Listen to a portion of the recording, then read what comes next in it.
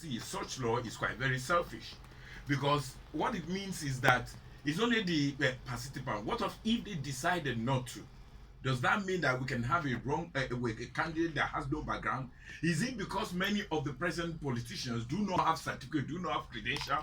Is it because many of them have issue with credentials? My own take is this: it's not even the contestant that matters; it is the people that matter. Interestingly, you are coming in into elected position to be able to take a decision for the entire people of Nigeria. So I believe that human rights, high note individual, people who are in the vantage position, people who are vanguard of maintaining truth and sanity in our society should have the privilege. If they are coerced, if the contestants are coerced, or they are lured in, how Nigerian can go? It means that when the bourgeois who is loaded, who has money, come into such a play, and he can play his way around with the few people that is there. He's there. Quite a lot of things can be buried. This to me is just coercing, the subjugating what is vital to us. We should be free. After all, they sign freedom of expression. Freedom of expression is within the constitution. So we should be free to talk about what is not right. No law should come and peg us. I believe that such law is draconian. Such law will create an anarchy. Such law will create an undue benefit for people. I think it's not right enough, and we should go against such law. Thank you very much. Still on the bunch, what do you have to say about this? Amidst military onslaught, ISWAP launches deadly attacks. Taxes Borno residents.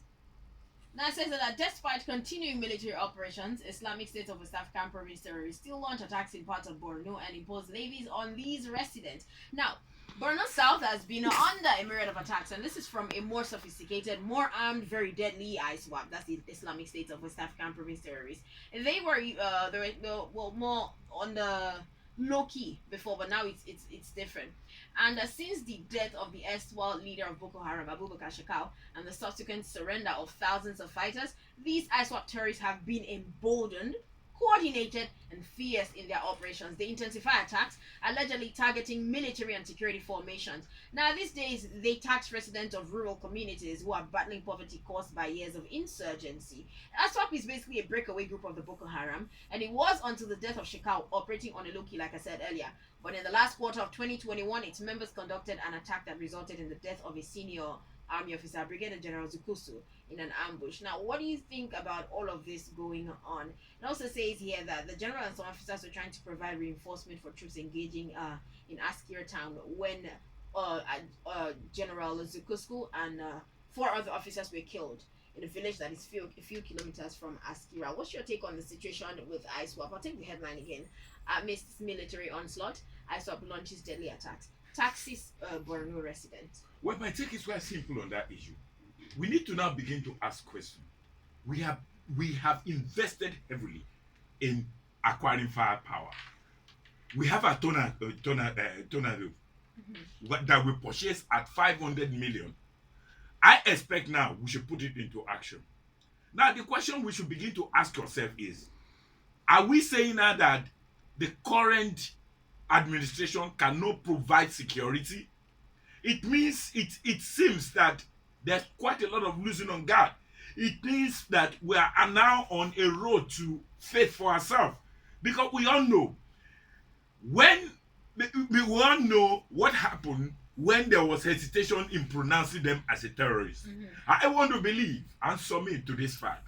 Once you pronounce a particular group a terrorist, what it means is that there's before now, ISWAP, ISIS have international dimension. We all know they have sophisticated weapons. When our people are still talking about AK-47, these people are using rockets to be able to attack.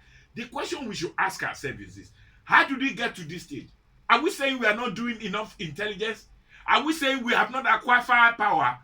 Then we should begin to ask the humongous amount of money we put into military. What is the outcome of it? We build enough firepower.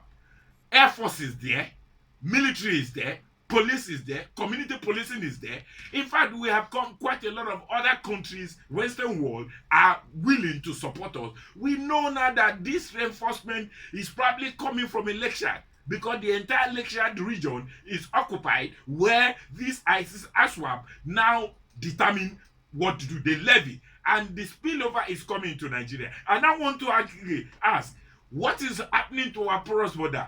If truly we are talking about firearms, haven't we been able to acquire such? Then why are we trying to be double standard in the way we report issue of security? Today they say we make an improvement, we kill, and yet quite a lot of army are being killed, generals are being killed. Now we're gradually seeing the whole thing. And what we're doing is a sample test. Once Borno can be occupied, it means we have two governors in Borno. If some people go and comment there, if some people, some set of people have been able to corner a particular local government and a collective levy, which means they are exercising the same function. What is the essence of security vote they are getting? What is the essence of how much money we have done it? If we don't have enough manpower, if we can't say we don't have equivalent machinery, because we've even paid in advance some of the money that the military asks for.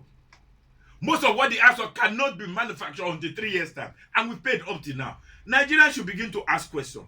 Why are they coming in? Yes, they are deadly. Can't you be able to reinforce? This opportunity we can recruit. This is where I think some of the planning is not comprehensive enough. We have veterans who have experience. Can't we call on them to provide their own input? Are we going to wait until people die? Are we going to wait until people are rippled off? The whole thing is coming as the spillover will soon get over, and we know the intention. All right, thank you very much. Now, coming from, well, actually a couple of newspapers, we're talking about Atiku. Atiku storms Anambra, woos Ozigbo. Others now.